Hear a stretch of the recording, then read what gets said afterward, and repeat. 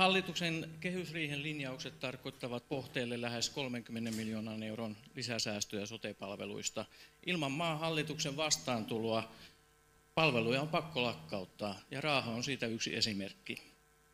On hyvä palauttaa mieleen, miten kehysriihen säästölinjaukset valmisteltiin.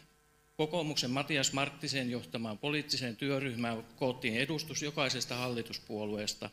Perussuomalaisia edusti kansanedustaja Ville Vähämäki täältä Oulusta.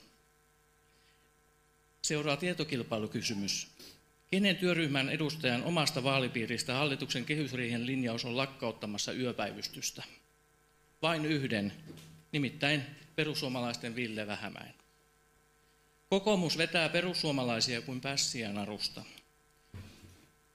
Eikä lakkautettavia yöpäivystyksiä ole meidän alueella ainoastaan yksi, eli Raahe, vaan hallituksen kehysriihi on lakkauttamassa myös Oulaskankaalta yöpäivystystä. Perussuomalaisten toimintaa ei voi muuta kuin ihmetellä. Olette lakkauttamassa Pohjois-Pohjanmaalta 2 yöpäivystystä. Kokoomusta taas voi onnitella keskittämispolitiikan ulkoistamisesta hallituskumppaneille.